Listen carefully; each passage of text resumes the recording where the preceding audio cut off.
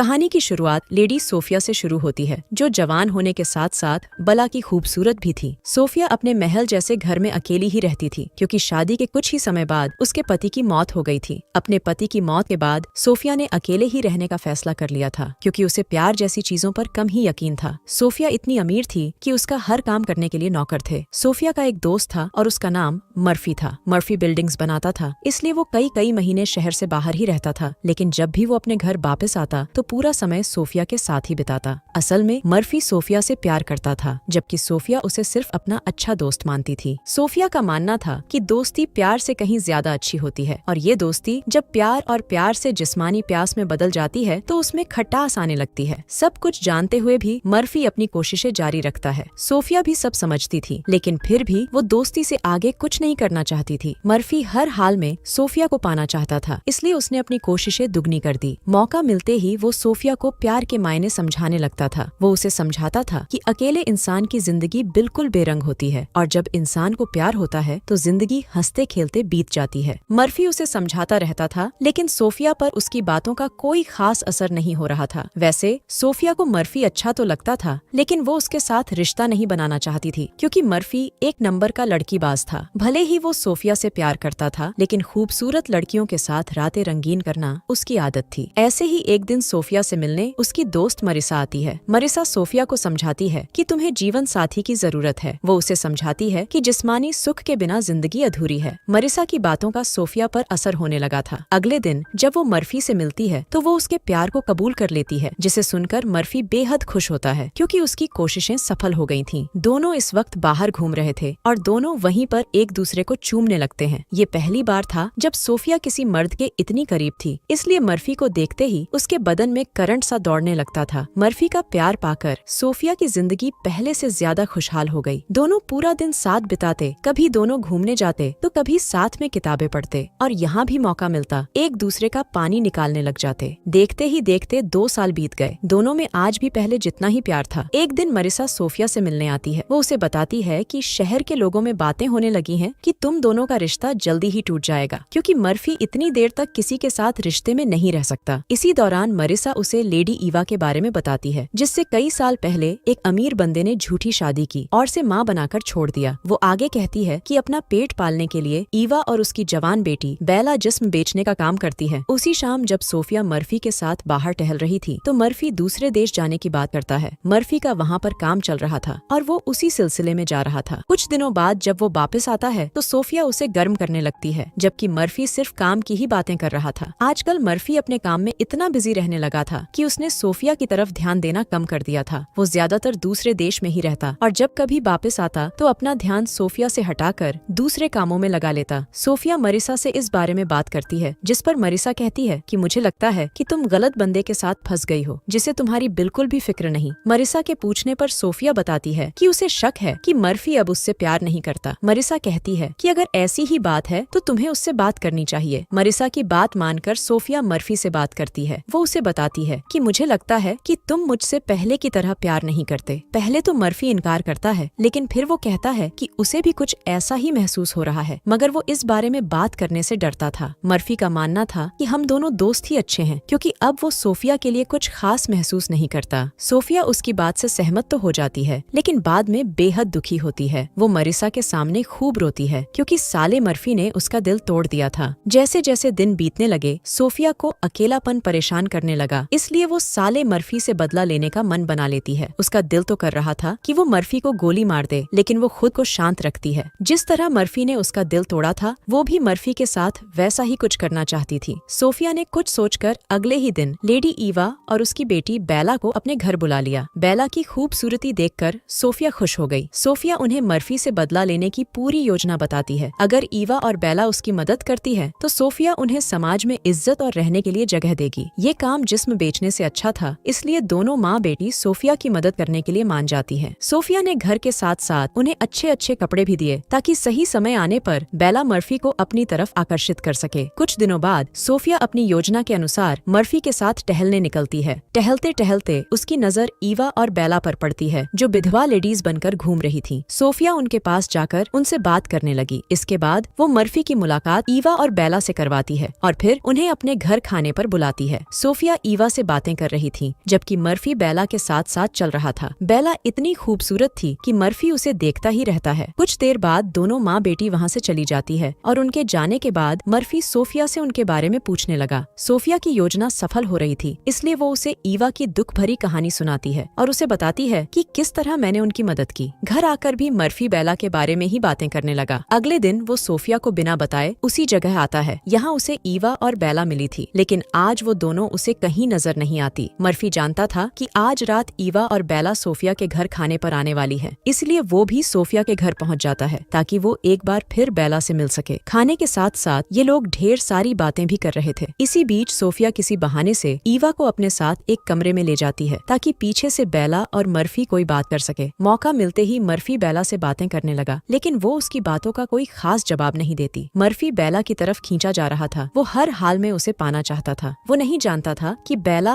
और उसकी माँ कहाँ रहती है, इसलिए वो कई बंदों को उन्हें खोजने के काम पर लगा देता है। काफी कोशिशों के बाद एक दिन एक बंदे को बेला नजर आ जाती है जो एक चर्च में प्रार्थना कर रही थी। जल्दी ही मर्फी भी वहाँ पहुँच गया और उनका पीछा करने लगा ताकि वो बेला के घर का पता जान सके। देखते ही देखते मर्फी उस जगह अक्सर ही नजर आने लगा। यहाँ ईवा और उसकी बेटी रहती थी। वो जानबूझकर उनसे टकराने का नाटक करता, जबकि ईवा और बेला उसे अनदेखा करने का नाटक करती थी। असल में ये सब कुछ सोफिया की योजना का हिस्सा था। एक दिन हिम्मत कर वो बेला के लिए एक खत भेजता है और ईवा वो खत सोफिया को दे देती है। इस खत में मर्फी ने बेला के लिए अपने प्यार के बारे में लिखा था, जिसे पढ़कर सोफिया को बेहद बुरा लगता है। उसे साले मर्फी पर गुस्सा तो बहुत आ रहा था, लेकिन वो खुश भी थी क्योंकि उसकी योजना काम कर रही थी। इसके बाद मर्फी बेला को खत के साथ साथ एक हार तोहफे में देता है। ईवा हार रखना चाहती थी क्योंकि इससे उनकी माली हालत सुधर सकती थी, लेकिन सोफिया उसे हार वापस करने को कहती है। सोफिया उसे समझाती है कि अगर तुम दोनों ने मेरा साथ दिया तो तुम्हें इससे कहीं ज्यादा मिल सकता है। सोफिया मर्फी से कहती है कि ईवा ने मुझे बताया है कि तुम उन्हें परेशान कर रहे हो, हर जगह उनका पीछा कर रहे हो। ये सुनकर वो पहले सोफिया से माफी मांगता है और फिर ईवा के घर महंगे तोहफे भेजकर उनसे भी माफी मांगता है, मगर सोफिया के कहने पर ये तोहफे भी मर्फी को वापस कर दिए गए। अपनी कोशिशें असफल होती देख मर्फी बेहद दुखी हो गया। बेला के लिए उसका जुनून बढ़ने लगा था। वो हर वक्त उसके ही ख्यालों में खोया रहता था, इसलिए वो सोफिया से कहता है कि मैं बेला से शादी करना चाहता हूँ और इस काम में मुझे तुम्हारी मदद चाहिए।